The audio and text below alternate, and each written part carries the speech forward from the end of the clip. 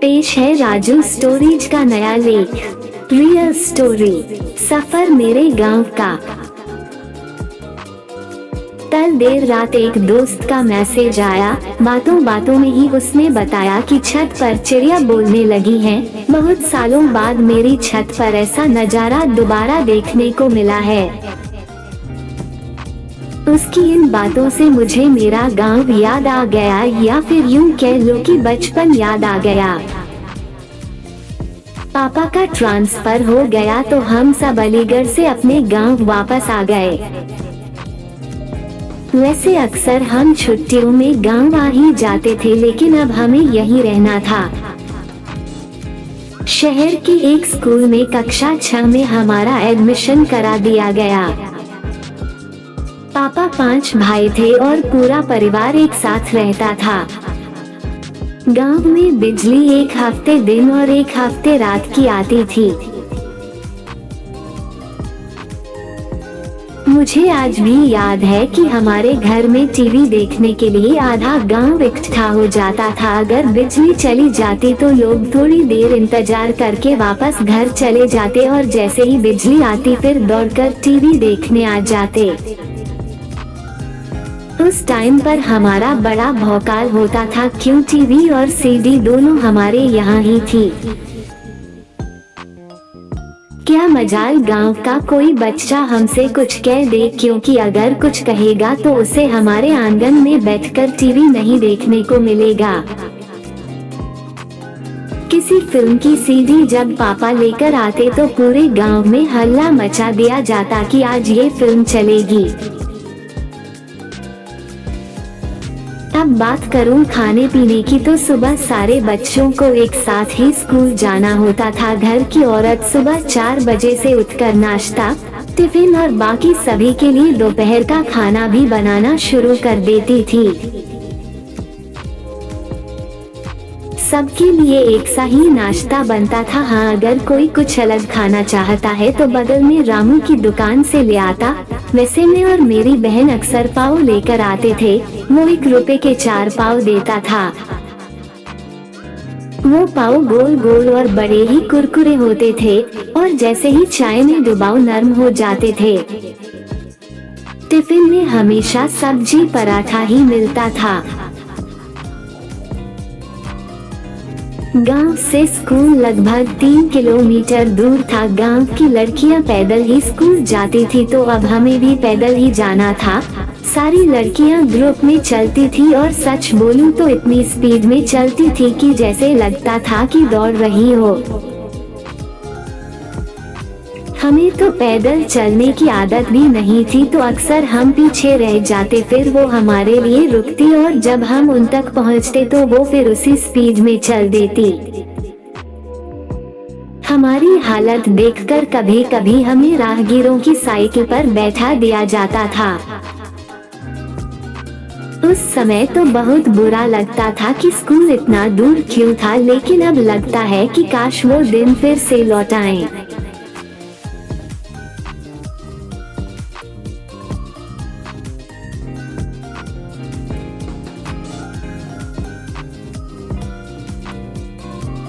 जुलाई के महीने की चिलचिलाती धूप में जब हम 2 बजे स्कूल से वापस लौटते तो हमारे भी कदम बड़ी फुर्ती से बढ़ते थे, क्योंकि धूप हमें पीछे से दौड़ाती रहती थी। हमारे कदम वहीं रुकते जहां थोड़ी सी छांव होती। हमने तो कुछ स्टॉपेज भी बना लिए थे, जैसे स्कूल से निकलने के बाद सबसे पहले खैरा मंदिर रुकते, फिर वहां के बाद सब हेम की बगिया में रुकते और आखिरी स्टॉप होता टिकई बगिया। अरे हाँ, ये तो बताना भूल ही गई, खैरा मंदिर के सरकारी नल से हम पानी पीते, फिर हेम की बगिया से हम अमरूद चुराते और टिकई बगिया में हमारे भी कुछ आम के पेड़ थे जो बिल्कुल सड़क किनारे लगे थे, लेकिन हम उसमें से आम ना तोड़कर तिलकराम भैया के पेड़ के आम चुराते थे। टिकई बगिया में रुकने के बाद हम सीधा अपने घर पर ही रुकते। घर पहुंचने पर सबके लिए चूल्हे पर दाल, चावल और सब्जी एक साथ मिलाकर गर्म किया जाता था। हमें खाने से ज्यादा कढ़ाई में पड़ी खुरचुनी खाने में मजा आता था, जिसके लिए कभी कभी मार भी हो जाती थी। शाम को अक्सर हम छुपन छिपाई खेलते और कभी कभी बैठकर काला दोगा की कहानी सुनते। अरहर की लकड़ी को तलवार बनाकर युद्ध भी खूब खेला है। गांव में 7 बजे तक खाना खा लिया जाता था और उसके बाद सभी अपना अपना बिछौना लेकर छत पर चल देते। छत पर सबकी जगह बुक थी कि किसका बिछौना कहाँ बिछाना है। हमें दादी के बगल वाली जगह मिली थी। छत पर वो ठंडी ठंडी हवा में इतनी अच्छी नींद आती थी कि उतनी अच्छी नींद कि आजकल की एयर कंडीशनर रूम में भी नहीं आती। और सुबह सूरज निकलने के साथ जो शुद्ध हवा मिलती थी उसका मजा ही कुछ और था। रविवार को अक्सर हम गांव के बच्चों के साथ खाना पुजनिया खेलते थे, जिसमें सभी को अपने अपने घर से खाना बनाने के लिए कुछ सामान लाना होता था और फिर ईंट का चूल्हा बनाकर खाना बनाते थे। वैसे इस खेल में अक्सर खीर पूरी ही बनती थी। बात करूं त्योहारों की तो होली और दीपावली जैसे बड़े त्योहारों के साथ साथ गुड़िया, रक्षाबंधन और नवा भी बड़ी धूमधाम से मनाया जाता था। वैसे तो होली मुझे ज्यादा पसंद नहीं, लेकिन इंतजार बेसब्री से रहता था क्योंकि हमारे यहाँ अमीर से लेकर गरीब तक होली में नए कपड़े खरीदता था। दोपहर में होली खेलने के बाद नहा धोकर नए कपड़े पहने जाते। फिर शाम को लोग ग्रुप बनाकर गांव में एक दूसरे के घर जाते थे। ऐसे में बच्चों का अलग ग्रुप, लड़कियों का अलग और बड़ों का अलग ग्रुप होता था। हाँ, होली की शाम लड़के क्रिकेट खेलने में बिजी रहते थे। होली के पकवानों की बात करूं तो आज के जैसे ब्रेड पकौड़े वगैरह तो नहीं बनते थे, लेकिन चिप्स, पापड़, पूरी, मठरी, दही बड़े और पना तो जरूर बनता था। इसके अलावा सब्जी, पूरी और चावल खाने में होता था। वो भी क्या दिन थे जब हम रसोई में जाकर पूरे और पापड़ चुराकर खाते थे। जो स्वाद उनमें आता था वो अब सामने भर भर कर रखे पकवानों में भी नहीं आता। मेरे गांव का सफर यूं ही जारी रहेगा, आप भी राहगीर बनकर साथ चलिएगा। परिवार बड़ा था तो बच्चे भी थे और बच्चों में झगड़ा भी खूब होता था, कभी खाने को लेकर तो कभी खेलने को लेकर। अगर किसी ने अपने हिस्से की चोरी नहीं दी तो उसे ग्रुप में खिलाया नहीं जाता और कई दिनों तक उस पर कमेंट किए जाते थे, लगभग तब तक जब तक कि वो अपनी चोरी ना दे। कभी कभी तो हमारे झगड़े इतने बढ़ जाते कि घर वालों को बीच में आना पड़ता, फिर उनमें झगड़ा हो जाता। हम तो एक हो जाते लेकिन उनकी बोलचाल कई दिनों तक बंद रहती।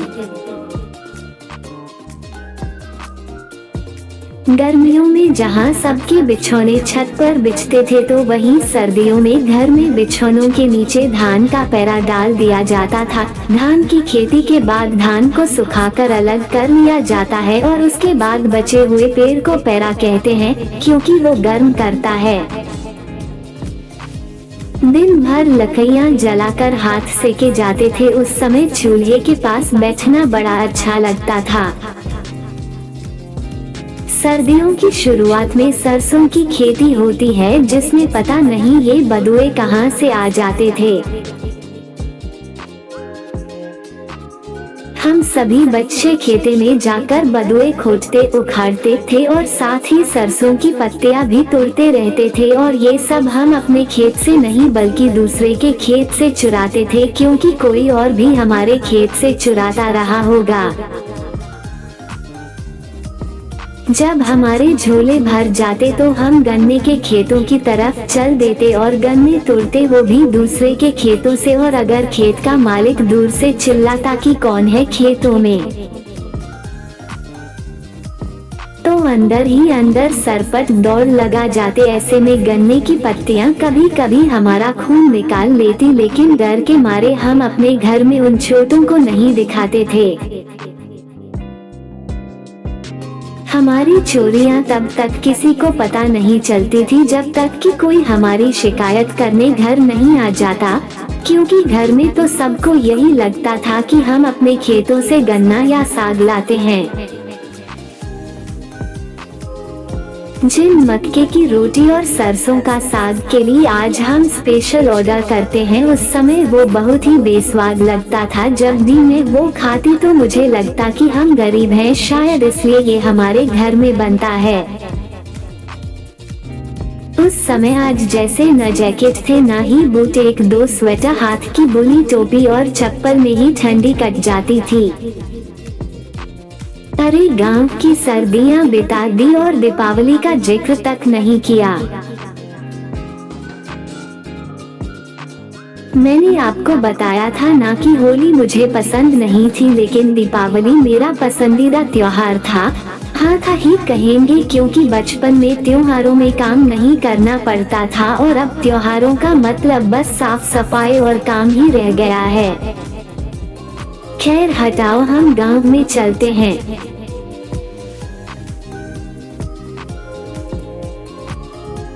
तो हमारे यहाँ दीपावली भी बड़ी धूमधाम से मनाई जाती थी। कई हफ्ते पहले से जहाँ औरतें मिठाइयाँ बनाना शुरू करती तो वहीं बच्चे घर घरौंदा। कई दिन पहले से ही हम तालाब से चिकनी मिट्टी लाना शुरू कर देते, फिर ईंट और लकड़ी के पटरे से छोटा सा, मतलब बहुत छोटा सा घर बनाते, फिर उस पर माटी लपेटी जाती, फिर घरौंदा सूखने के बाद उसमें भगवान जी रखे जाते। गांव की दीपावली में नए गणेश लक्ष्मी जी लाए जाते और तो और गांव के मंदिर में भी लक्ष्मी जी की स्थापना की जाती।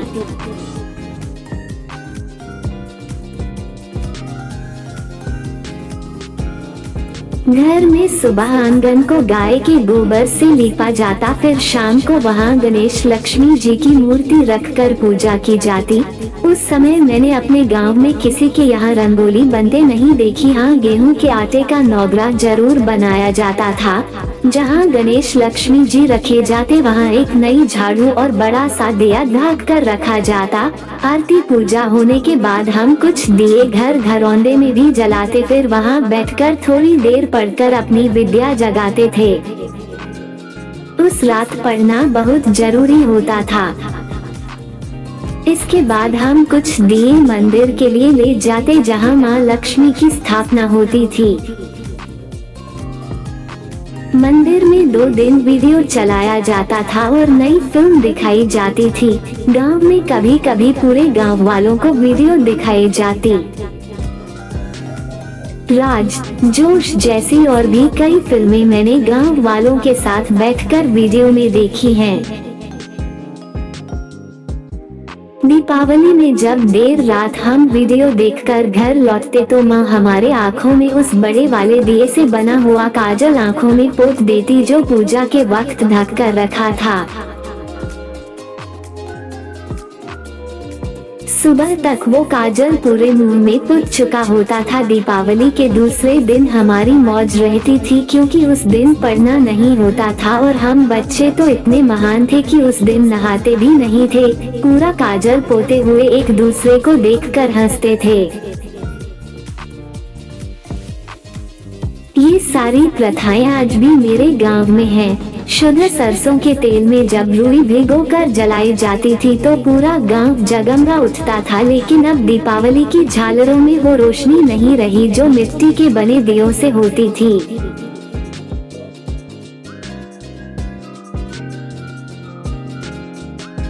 गांव में बच्चों के पास खिलौने बहुत कम होते थे, लेकिन अगर किसी के पास कोई खिलौना होता तो वो उसे बहुत संभाल के रखता। और खिलौनों में आज की तरह बाबी डॉल और रिमोट से चलने वाला प्लेन नहीं होता था, बल्कि मिट्टी से बने हुए खिलौने होते थे। कुछ खिलौने तो हम खुद ही मिट्टी लाकर बना लेते थे। वैसे मिट्टी के पहिए बनाकर उनमें लकड़ी फंसाकर और रस्सी बांधकर गाड़ी तो मैं अभी भी बना सकती हूँ। गांव की बात चल रही है और मैंने अभी तक आपको मेले में नहीं घुमाया। जून जुलाई में हमारे गांव में बड़का मेला लगता था। हाँ, दशहरे और छठ पूजा वाले दिन भी लगता था, लेकिन बड़के मेले की बात ही अलग थी, क्योंकि वो मेला 1 महीने पहले लग जाता और गुरु पूर्णिमा के दिन खत्म होता।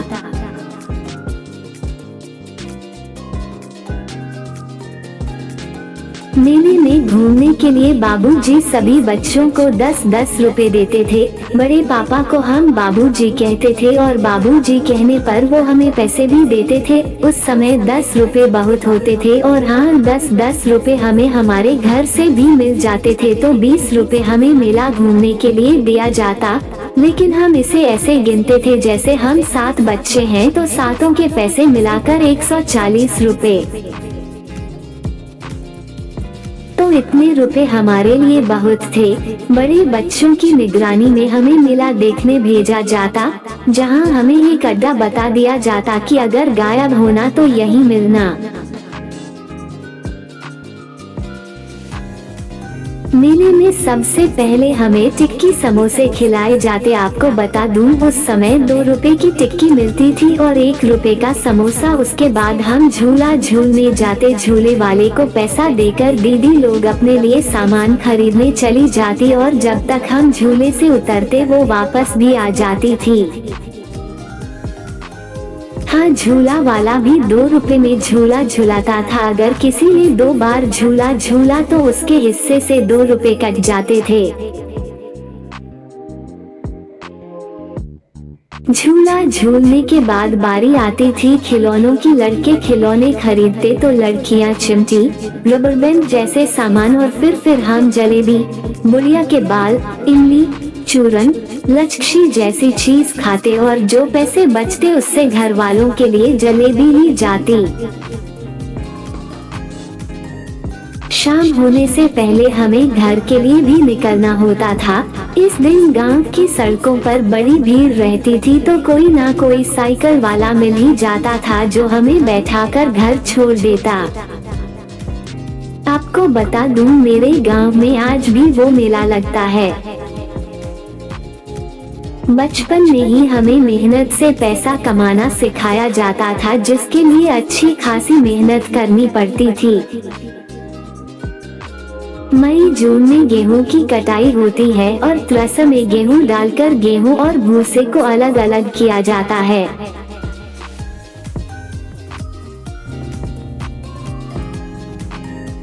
ये सब हमारा काम नहीं था। हमारा काम था कि इस पूरी प्रक्रिया के बीच में जो गेहूं की बालियां रह गई हैं उन्हें बीनकर इकट्ठा करना। गेहूं के खेत बहुत बड़े और ज्यादा होते थे। बालियां बीनते बीनते दोपहर से शाम हो जाती। हमारे इकट्ठा किए हुए गेहूं को सबसे आखिरी में त्रासा में डाला जाता और ये गेहूं हमारी कमाई होती थी, जिन्हें बेचकर हम खाने पीने की चीजें खरीद सकते थे।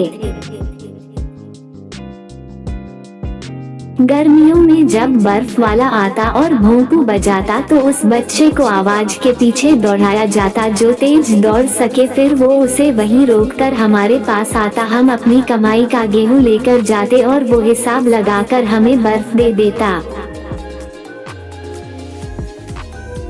उस समय 2 रंग के बर्फ मिलते थे, एक नारंगी और दूसरा सफेद। ये कच्चे बर्फ होते थे जिनमें नारंगी वाले में संतरे का स्वाद आता था और सफेद वाला बस मीठा होता था और ऊपर की साइड नारियल का बुरादा लगा रहता था। बर्फ गल के गिर ना जाए इसलिए हम घर पहुंचते ही कटोरियों में बर्फ रखकर चूसते थे। ये बर्फ इतनी जल्दी गलती थी कि जब तक हमें थोड़ा सा स्वाद आता तब तक वो कटोरी में पानी की तरह पिघल जाती। अफवाह तो ये भी थी कि ये वही बर्फ होती है जिस पर मुर्दों को लिटाया जाता है, लेकिन हमें क्या, हमें तो उस समय सिर्फ ठंडे ठंडे बर्फ से मतलब होता था। गांव में अब आइसक्रीम वाला आता है और लोगों के पास फ्रिज भी है, लेकिन वो जो बर्फ वाला जो भोंपू बजाकर बच्चों को बुलाता था उसकी बात ही कुछ और थी। गांव में बिजली का कोई भरोसा तो रहता नहीं था, इसलिए ढीबरी और लालटेन हर घर में होता था। रात होते ही सारे बच्चे ढीबरी और लालटेन लेकर छत पर पढ़ने चल देते थे। पूरे गांव के छत पर आपको लालटेन और डिबरी जलती दिख सकती थी, और हाँ, जिसके छत पर जितनी देर तक डिबरी या लालटेन जल रही होती, मतलब उस घर के बच्चे उतनी देर तक पढ़ते हैं। तो इस तरह से गांव में छत पर पढ़ने की, या फिर यूं कह लो कि डिबरी जलाने की प्रतियोगिता होती थी। आपने पानखी के बारे में सुना है?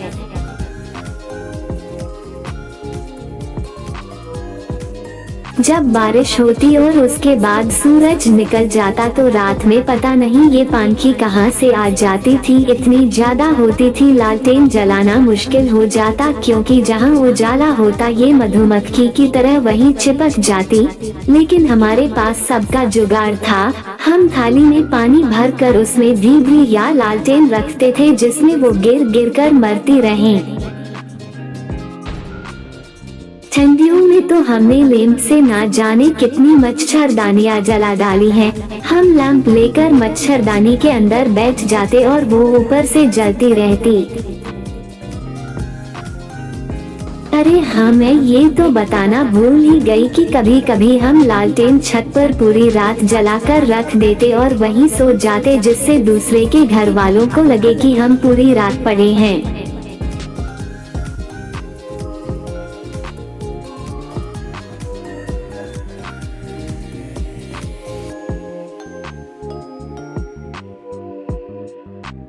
गांव में जब दिन की बिजली आती थी तो खेतों में ट्यूबवेल चलता तो रात में भी रहा होगा, लेकिन हमें दिन में चलने से मतलब था। हम सभी अपने अपने कपड़े लेकर चल देते और ट्यूबवेल में खूब नहाते।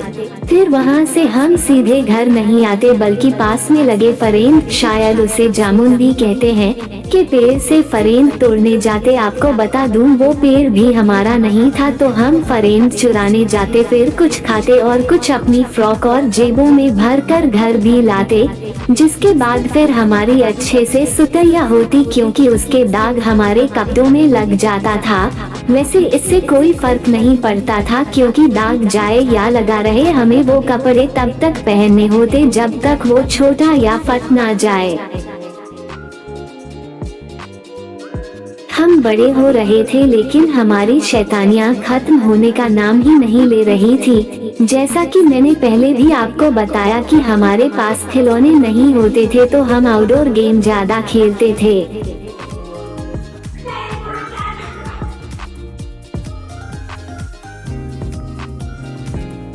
आम के मौसम में जब आम की गुठलियाँ इकट्ठा हो जाती तो उन्हें सुखाकर हम अपना हथियार बनाते और दो गैंग बनाकर गुठली मार गेम खेलते। इसमें एक दूसरे के गैंग के लोगों को घायल करना होता था। ये गेम सीरियस तब हो जाता जब गुठली किसी का खून निकाल लेती।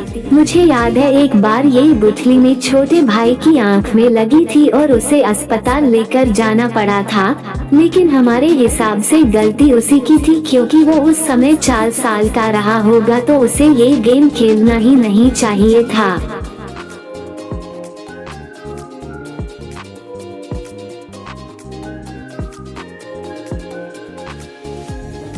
हम भुचू छकाई भी खेलते थे। वैसे ये गेम हम ज्यादातर ठंडियों में ही खेलते थे। इस गेम में सभी के पास एक एक डंडा होता और उस डंडे से उसे जमीन में छेद कर गोला बनाना होता, उसे हम भुचू कहते थे। तो गेम बस इतना था कि चोर को हम पर गेंद फेंकनी होती और हमें गेंद पर डंडा मारने के साथ साथ अपने आप को और भुचू को बचाना होता, क्योंकि अगर गेंद आपसे छू गई या चोर ने आपका भुचू छका लिया तो फिर आपको चोरी देनी होती। कभी कभी तो मेरे पापा भी हम बच्चों के साथ ये गेम खेलते थे और गेंद लेने के लिए खूब दौड़ाते थे। ये सारे गेम मैंने इंटर तक खेले हैं, क्योंकि हमारा बचपन कभी गया ही नहीं और आजकल के बच्चे कम बड़े ज्यादा लगते हैं। आइए आपको बच्चों के झगड़ों के बारे में बताती हूँ।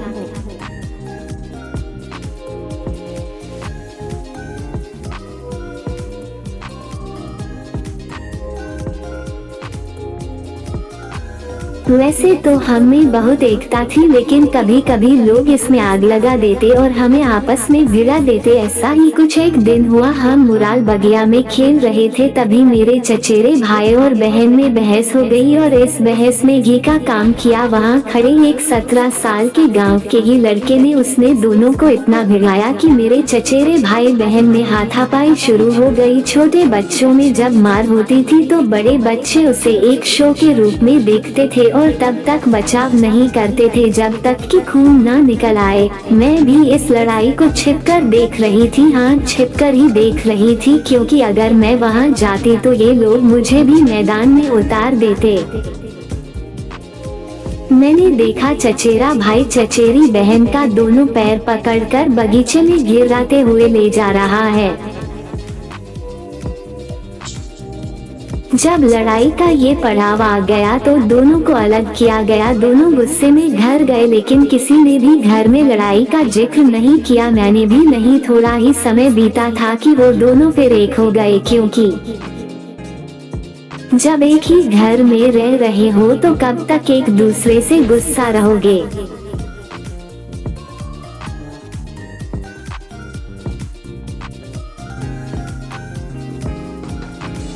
घर की सारी लड़कियां एक ही स्कूल में पढ़ती थी। हमारे स्कूल में कुछ लोग आए और उन्होंने हमें कलर कंपटीशन के बारे में बताया, जिसमें सिर्फ रंग भरने थे। ये प्रतियोगिता किसी दूसरे स्कूल में होनी थी। मैं और मेरे ताऊ की बेटी की आर्ट अच्छी, तो हमने इस प्रतियोगिता में भाग लेने का सोचा, लेकिन मेरी बहन, जिसकी आर्ट बिल्कुल भी नहीं अच्छी थी, इसीलिए उसने हाई स्कूल में संगीत ले रखा था, उसका भी मन हो गया प्रतियोगिता में भाग लेना का। तो इस तरह से हम तीनों ने प्रतियोगिता में भाग लिया, जो कि 2 दिन बाद होनी थी।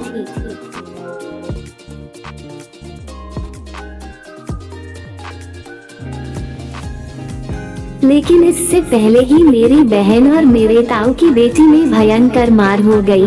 ये मार भी लोगों के भिड़ाने पर ही हुई थी। तो इस मार में पहले तो दोनों ने एक दूसरे को जमीन पर पटका, फिर बाल नोचने लगी। गांव की भाषा में इसे झोरटा नोचुवल मार कहते हैं। मैं इन दोनों को देख रही थी और मुझे पता नहीं क्यों बड़ी हंसी आ रही थी। तभी गांव के एक भैया आए और उन्होंने बड़ी मुश्किल से दोनों को अलग किया। उन्होंने मेरी बहन से कहा, गदर पहन के गदर मचावत हो। दरअसल मेरे पापा उसके लिए एक टॉप लाए थे जिस पर लिखा था, गदर एक प्रेम कथा। उस लड़ाई के बाद की कहानी तो सुनिए। दूसरी सुबह हमें प्रतियोगिता में जाना था और जहां प्रतियोगिता होने वाली थी उसका पता हम तीनों में से सिर्फ मेरी ताऊ की लड़की को पता था। अब हमारी हालत थूक कर चाटने वाली हो गई थी, वो भी सिर्फ मेरी बहन की वजह से। लेकिन करते भी क्या, तो हम डरते डरते ताऊ के पास पहुँचे और उनसे बहन के बारे में पूछा तो उनका जवाब ये था, बे बच्चा तू सभे वह का इतना मारू है कि वो खटिया पा पड़ी है। हमें लगा कि अब हम प्रतियोगिता में नहीं शामिल हो पाएंगे। हम खटिए के पास गए और जैसे ही उसे उठाया उसने कहा, चलो जल्दी से तैयार हो जाओ वरना देर हो जाएगी। ऐसा लग रहा था कि जैसे वो इंतजार कर रही हो कि कब हम उसे मनाने आएंगे। हम प्रतियोगिता में शामिल हुए और जैसा कि मैंने बताया था कि मेरी बहन को कलर का सी भी नहीं पता था, तो चोरी छिपे हमने उसके पेज में भी कलर भर दिए। एक हफ्ते बाद उसका रिजल्ट आया, जो कि चौंकाने वाला था। मेरे पूरे स्कूल में, या ये कह लो कि शहर के पूरे स्कूल में से मेरी बहन उस प्रतियोगिता में प्रथम आई। ये मेरे और मेरी चचेरी बहन के लिए बेहद दुखी के पल थे, क्योंकि हम दोनों ने ही उसके पेज में रंग भरे थे। अरे हाँ, आजकल लोग रामायण देख रहे हैं। मैं भी हर शनिवार और रविवार YouTube पर देखती हूँ। रामायण देखकर मुझे राम विवाह याद आ गया। अक्टूबर नवंबर में हमारे गांव में राम विवाह का त्योहार मनाया जाता था। उस दिन वैसे तो कुछ खास नहीं होता, बस तुलसी जी की पूजा की जाती थी।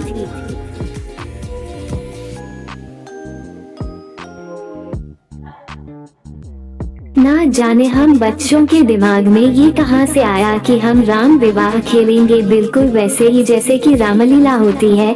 तो इसके लिए सबसे पहले हमें पैसे की जरूरत थी, तो हमने चंदा मांगना शुरू किया। पूरे गांव में नहीं, बस अपने पटीदारों में। फिर हमने किसे क्या रोल प्ले करना है ये डिसाइड किया। आपको यकीन नहीं होगा, लेकिन मुझे राम का रोल मिला था। वो भी इसलिए क्योंकि बाकी सभी बच्चों में मेरी लंबाई कुछ ज्यादा ही थी।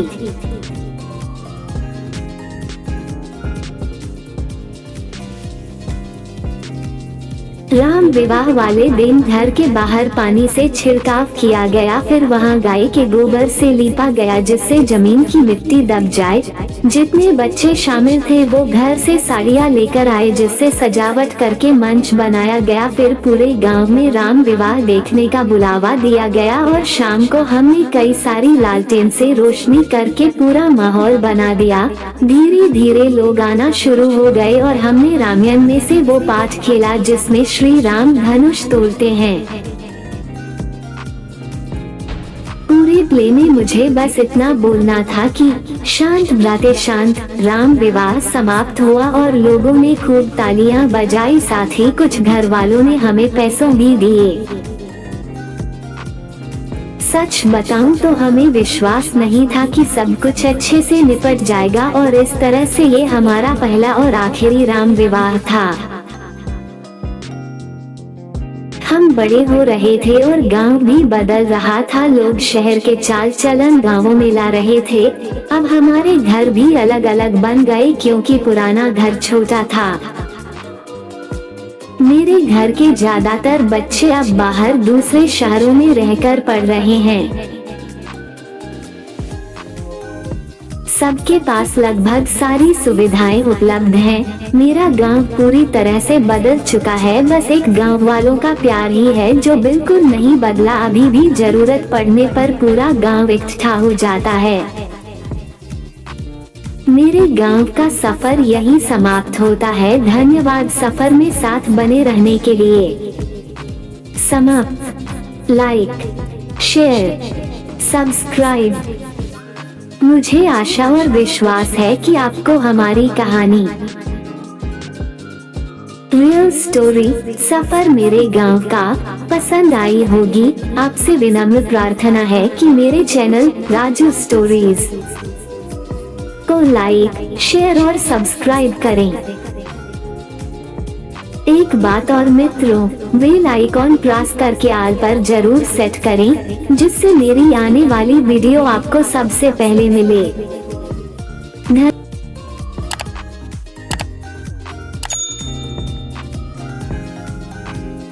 मेरा ये चैनल सब्सक्राइब करें और मेरे हर अपडेट आपको मिले, इसके लिए बेल आइकन जरूर दबाइएगा। आप सभी को मेरी ढेर सारी शुभकामनाएं।